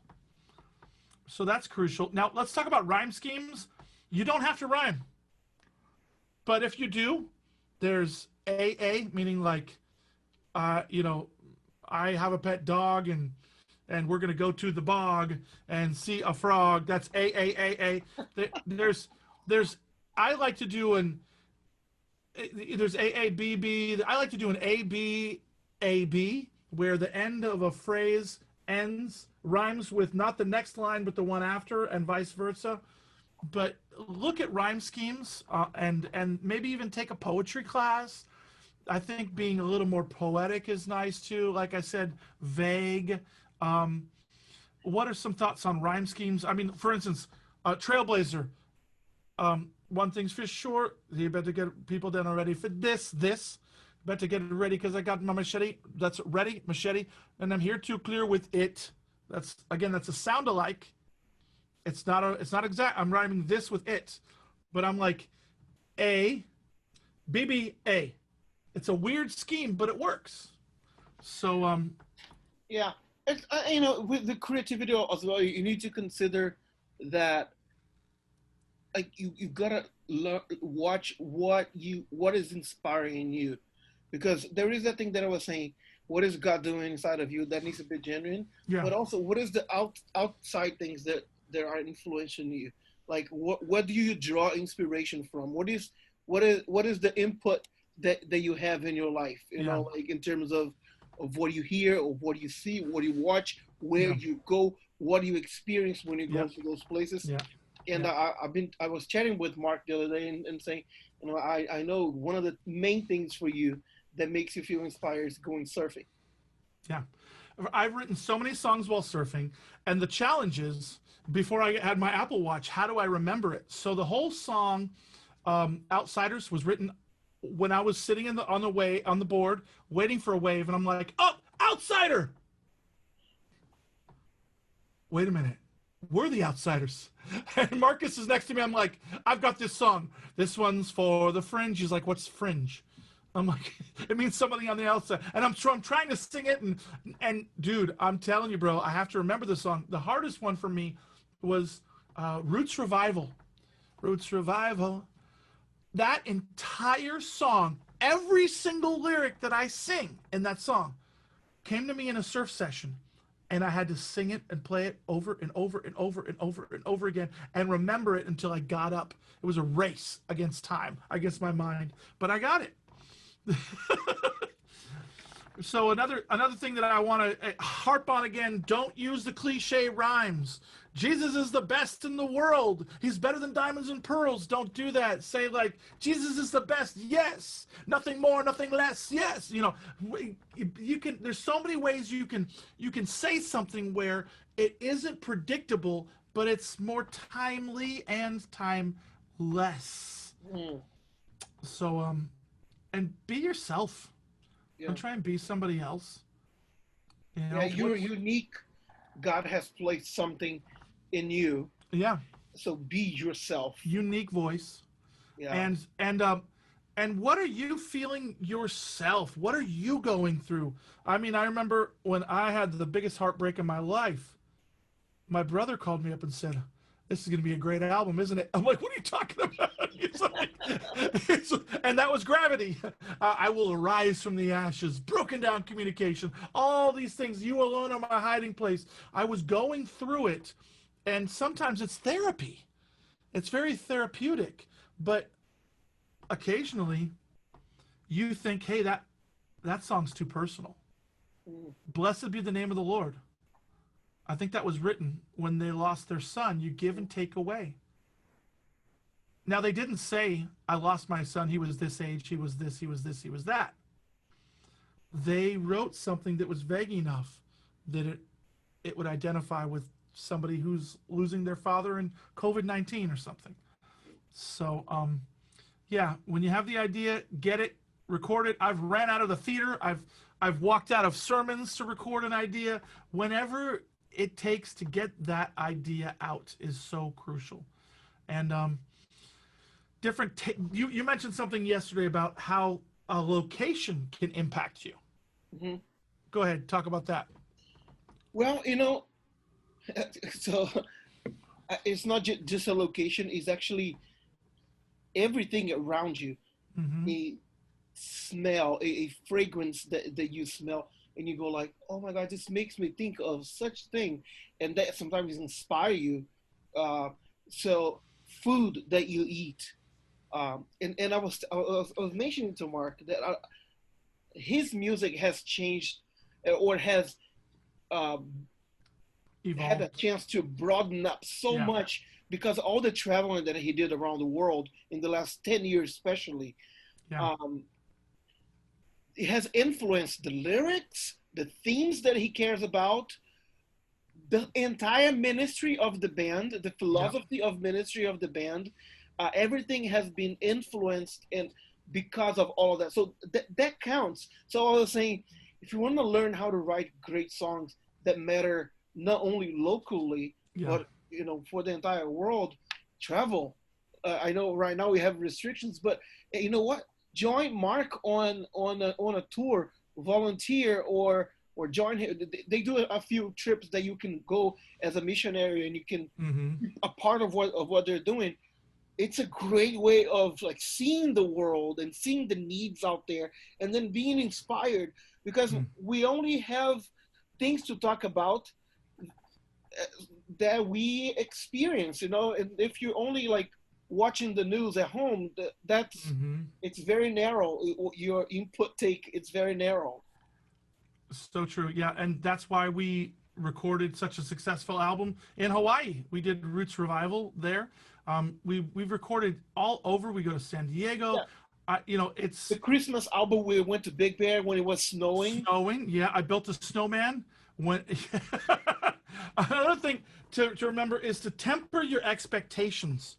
You may not be as good as you think you are, but at the same time, have a self-awareness of who you are, who you're called to be, and be comfortable in that. And don't let somebody or something else stray you away. You said something yesterday when we were talking. It should be rooted in God's calling and your conviction given by the Holy Spirit. It's not a rude or an arrogant type of I've got it. My poop smells good. It's not that. It's just honest. And then other things. I have like 3 more points, I promise. Write to a dub if you don't have an instrument to write with, or instrumentals, but you have to then re-record the music and change it. You can't just rip off a rhythm. And then, again, I want to encourage you, deconstruct your favorite songs. Figure out the song order. Now, I've written probably, 500 some odd songs that have been released. I got pretty good at it and pretty comfortable, pretty confident in it. My friend from church reached out to me and said, hey, I need a female singer for a song for TV. And so we said yes. And the money was good. It was a love song. And then he said, can we do more? And we started doing more and more. And you know what we didn't do that year? We didn't release as many CHRISTAFARI songs. We didn't compromise, I don't think, from in like saying something wrong. But then something happened.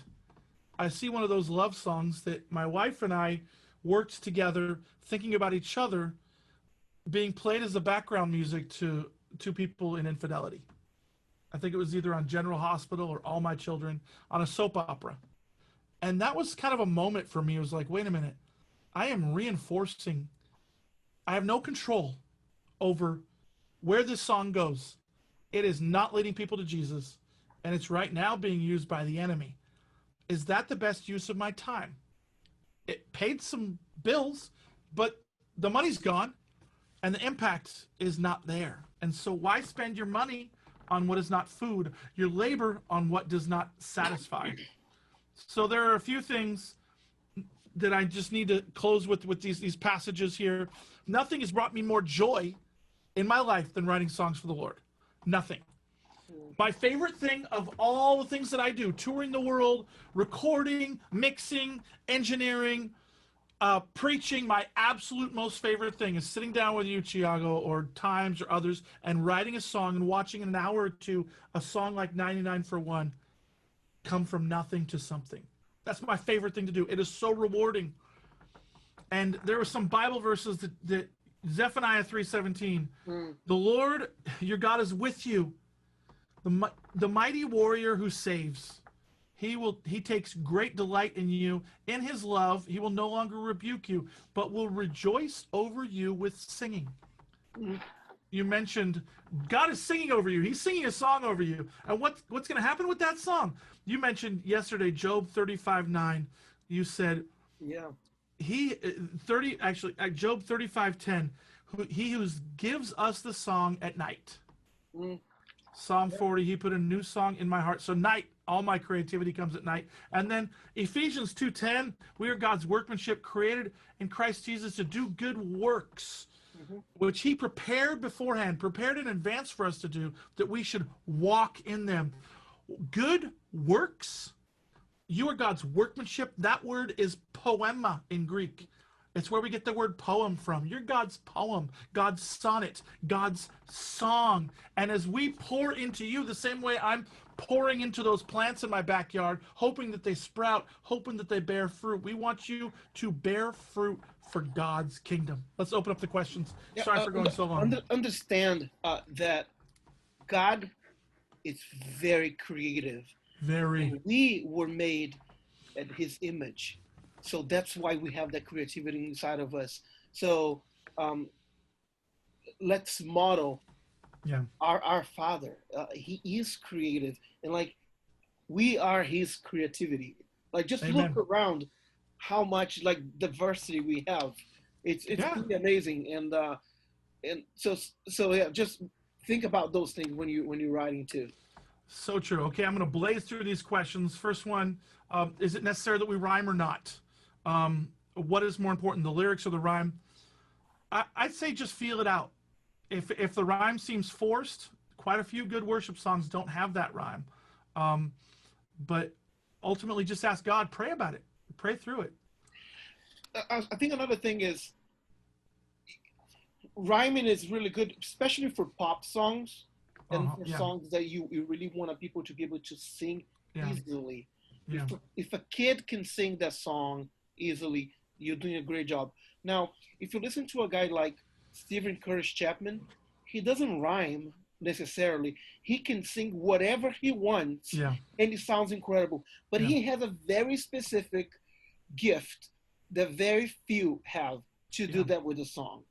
To be able to say anything and make it sound incredible. Like rhyming is not a must, but it is really good if you can do that. I learned when I was working with Kevin Kinsella that you don't always have to rhyme, and sometimes it just sounds cliche. So if you can, I would do it, but it's not necessary. Would I recommend a course to develop creativity? No, I would. This course, I would recommend also beyond that, maybe a creative writing class or something. Poetry, read poetry, study. Melly Gerardo said, a song by theory must carry out a specific structure. Do you create it in an order, such as stanza, pre-chorus, chorus, etc.? This is where I would say, okay, one artist that I produced, somebody said, hey, take the top 10 Beatles songs and chart out the song structure. And once he did that, it revolutionized how he wrote. So I don't want to say the Beatles song or this song, but I would look at that, and then beyond that, audition it, and you'll figure out what works and what doesn't. You know, sometimes you can't go from a chorus right into a verse. You just have to have an interlude or some sort of transition. Sometimes it works best that way. I don't know. There's no boilerplate. There's no, this is the way. And if you use that consistently, your songs will be boring. Your album will be mundane. Avoid the sonic plateau where everything is the same. Heard one, heard them all? No. Heard one, I want to hear the next. What's he going to do next?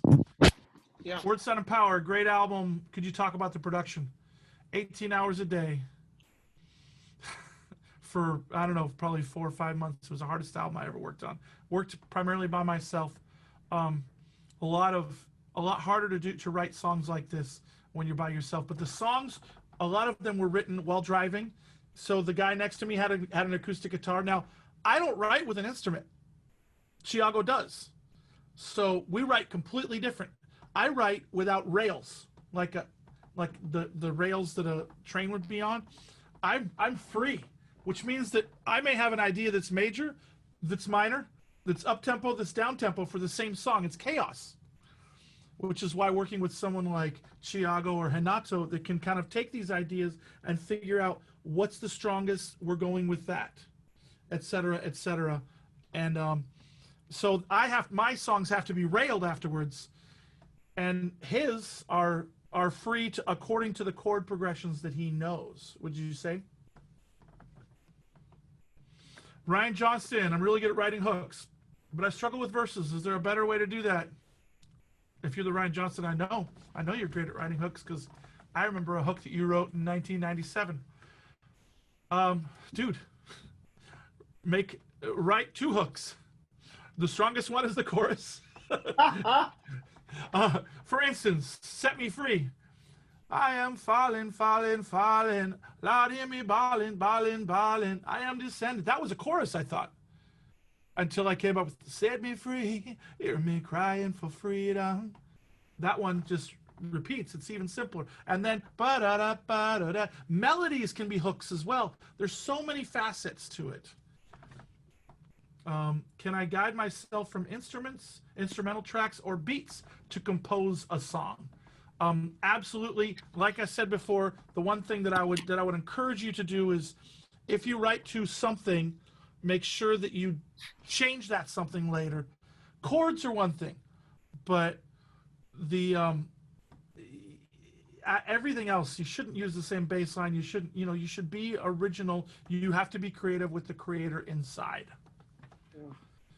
Do I need to use a Bible dictionary or compose in addition to the Bible? So like I said, I use Bible Hub. Bible Hub. I find the verse that sticks out the most. Like, let's say I mentioned "You Are God's Workmanship." If I want to do a song called "Workmanship" or "Poema," I would then look at that verse. Thanks. I would look at that verse, and I would then, from there, I would look at all the cross references and the verses before and after. I would look at the context, the audience, everything, and then I would look at all. Once I had picked my favorite verses, I would then look at all the different versions, and I would see there's creative ways that the message reads something that's different. Sometimes I go King James. You never know. Average amount of verses in a song, 3. Sometimes 2, never just 1, unless it's a really boring worship song. And there's plenty of them. By the way, please, Lord Jesus, can we avoid a bridge that's the same thing over and over again? And can we avoid a bridge that is like a stanza of 6,000 words where nothing changes? Oh my gosh. We got to find a middle ground, guys, please. One of some of the songs born from our Bible studies, every single one. If you look at our albums, if you ever have an album that has credits, it usually says inspired by this verse or that verse. They all are, one way or another. A lot of them come from pastors preaching, teaching, a phrase, a this, a that, you name it. Do deadlines play a part in writing? Oh yeah, absolutely. Talk about that. Well, there's, by the way, if you do not have a deadline, it will take forever for you to finish anything. Like, Mark knows, oh, I need to be done by this day. We're either going to short the amount of songs that we're going to have on the album, or we're going to have to finish. Yeah. So it doesn't matter if it takes 24 hours, straight, working on songs, which we did a lot in Hilo. We did like, until our eyes could not stay open anymore, we would record and write. So like, absolute deadline is very important. And it plays into what we were talking about, you having structure and structuring yourself. Yeah. And I'll get into that more so in the producing an album, which is that kind of thing where you're working on a time, on budget, and all these different things. Okay, Jeff Nayers, you've had so many guest artists on your albums over the years. Is there a business strategy from your mind, or is it a ministry to help out these artists? Fantastic question. First and foremost, it has to be an artist whose sound I love, whose songs I love, whose life is in line with the scriptures. And then I have to have the incredible chemistry with that artist. And then beyond that, I'll be frank, I did an album, what was it? No Compromise. And we had a guest on almost every song. And it didn't really help us. So if we had a guest now, it would likely only be somebody of a greater stature than us. Because then and only then would I justify taking that song away from one of my own band members. The band would say, hey, this will help us get a new audience. Let's do that. But for the most part, we're not doing guest appearances anymore. And the main reason why is because, well, that person's not touring with us. And then that's going to be weird. They're not in the video or this or that. And we always film the videos while we're on tour. That person won't be touring with us. It's weird. So, occasionally, but not so much anymore. I try not to do that. It didn't really help us for that album. So I will probably do something with Papa San in the future. He's been asking me to. He has an equal or greater fan base, but in the Jamaican side. So that may work, maybe Positive or something, but I don't know. I like to write lyrics, but don't know how to add music. Can you have the best lyrics, but is it the music that makes it come alive? It's a bit of both. I don't want to compare these artists, but Elton John could not write lyrics, and I think the guy's name is Bernie or whatever his name is, but this other guy wrote all the lyrics and he wrote all the music. Sometimes I'm really confident with the lyrics and Thiago's really confident with music. Same thing, Justin does not write lyrics, he writes music. Times does not write lyrics, he writes music. I come with the lyrics. So it's a chemistry. It's a great thing, and that's something you should look for in a producer if you're going to work with them. what is the process to have you have to go through to get the rights to someone's song, to rewrite the song with different or added lyrics? Don't rewrite it, but you can if you use DistroKid when releasing the song. Just tell them the songwriter, tell them it's a cover, and boom, you're good to go. You pay for it, and you have to pay for it. But no, you don't pay for it with DistroKid. It comes out of your royalties, praise the Lord. Use DistroKid. DistroKid. Okay. Yeah, but for people who do not have royalties yet. Well, it doesn't. Here's the thing, though. Any of you could cover Waymaker right now if you keep the lyrics where they're at. If you write anything else to it, to be frank, there are times where you can't write anything else unless you get permission. I have a little freedom with that. Yeah, but you can't. And what I do is I take the exact lyrics that the person had, and I just kind of ad-lib using those lyrics. If you use those lyrics in a different order, it's fine. Yeah. So you say, when we say you say in the song, I'll just play you a second of it just because I can. And the chat that I came up with, I had to figure out a creative way to do this because it was like, I wanted to chat and I couldn't really rewrite it. So here we go. You say is, am I being shared right now? I hope I'm screen sharing. Let me see. Screen share. Yeah, sound on, share, and you say.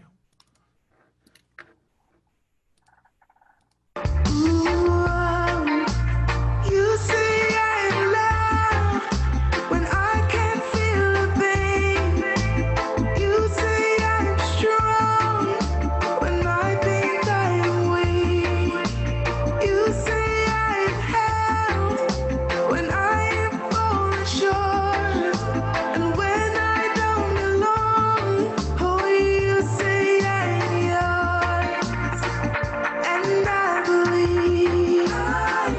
Oh, I believe what you say of me. I believe.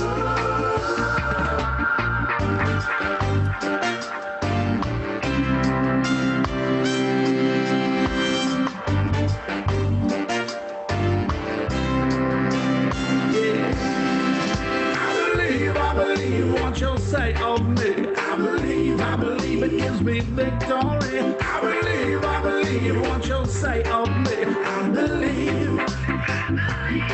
Listen, when I was weak, yes, you made me strong. You say I'm yours when I don't belong. I believe what you'll say of me. I believe. So there you have it. That's an example of me taking lyrics and changing them a little bit. But you kind of sticking. By the way, the album has not been released yet. Yeah, you're hearing it for the first time. And okay, I want to tell you something very special about that album. Just 4 or 5 more questions. Here we go. What to do if you can't play an instrument or know anyone who does? Sing a cappella. And out of key. Which songs or albums do you produce with Toby Mac? Soulfire, Valley of Decision. It was under his label. We recorded Soulfire in his basement, but it was using his producer, the guy who did Jesus Freak and others, Mark Heimerman. He also produced Michael W. Smith for years. But I didn't work with him specifically in the studio. Toby would come in here and there, but okay.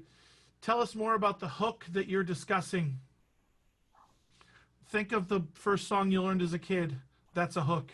Think of the song that's on the radio, #1. That's a hook. There's something about it. It could be what, Gangnam Style. You know, it doesn't even have to, you know, just look at YouTube, most viewed videos in the world, billions. Those are hooks. Despacito, that's a hook.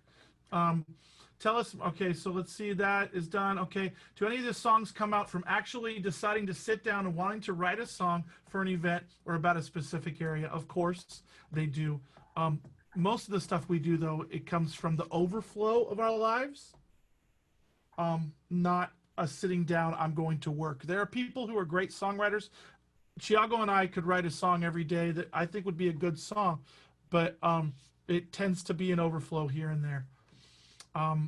there have been times where I've been asked to write a song. Of course, for TV, I had to do that all the time. But doing it for God, I try to do it as a joy, not as a task. Okay, and does someone join Christafari? How does someone join Christafari on mission trips? Meet us at some time and hang out with us. And I don't know, it's not an easy task by any means. I think the best way would actually to keep in touch. If you go to CHRISTAFARI.com and make sure that you join the mailing list, and you can always like reach out. There are a lot of band members that would love to keep in touch with you. Yeah. Mark, usually, he would love to keep in touch with you, but he doesn't have the time. He's really busy. I got to keep in touch with my like wife if and you my have kid. any questions about mission trips and how can you evangelize other people, you can reach out and someone is going to get back to you. Is going to get you plugged in. And the next opportunity they have to travel, they'll let you know for sure. Thanks. And okay, legal issues for covers. I mentioned it before. Use DistroKid, and you won't have to deal with anything. They'll take care of it yourself. And it's much better than the easy song licensing. Any other licensing format, you pay for 1,000 at a time, and if you don't manufacture or sell those 1,000, it's a pain. Go ahead. Just one thing about it. If you are in a different country and you're gonna do a version in Portuguese or in Spanish or in French or whatever language it is, you need to find out who the publisher is and if there is an official translation to it. If there is an official translation and you don't like that translation, you cannot just make one up and record. You need to have the approval of the publisher to record your version. So just a note on that. So like if you sing it in English, the original, you can just do what Mark was saying. If you're gonna sing a version in a different language, you need to see if they have an official translation for that. Amen. And I know we're talking about covers, but let's focus on being original, guys. Be creative with the creator inside. Thank you so much for being a part of this. This has been the longest class we've ever done, and thanks for sticking through. I just want to give you a special invite right here, right now. We're doing this out of the overflow of our lives. We are full-time missionaries, musicianaries. We don't get paid for this. This class is free. We're not asking for you to pay for this class. But if you've been blessed by us, and if you believe in the mission of Christafari, the vision of Christafari, one of the ways you can be a part is to partner with us. Partner with us ideally on a monthly basis is the biggest thing we're praying for, because we take a mission trip every month when travel bans aren't in place.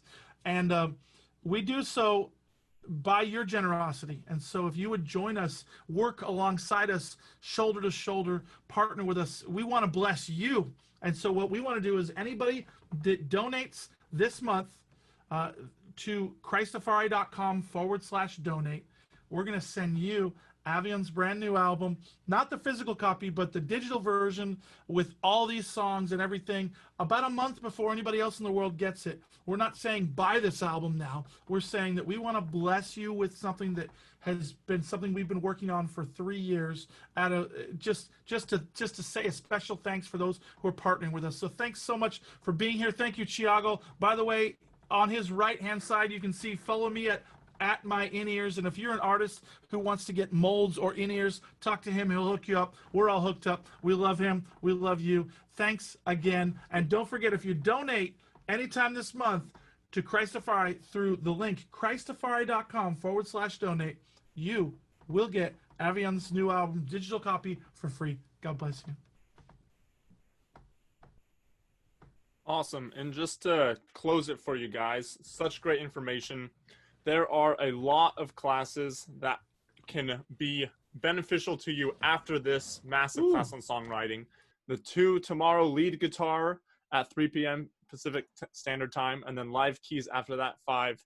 And then song mixing on June 15th next week will be huge for you, as well as the power of a chord progression if you play guitar with times, Tuesday, June 16th at 3 p.m. And then building beats and programming a song with Justin on Thursday, June 18th, 3 p.m. will be amazing as well. And then album production to close out these songs that you're writing, to have that production Wednesday, June 24th at 5 p.m. So there's a lot more on ascendmasterclasses.com, but at the end of the day, all of these classes are going to benefit this core class of songwriting. So Awesome. Thank you, Connor, you're Connor, welcome. for all those aloha shirts and for all that aloha that you're giving us. We love you guys. Thanks so much for being a part of Ascend Masterclasses.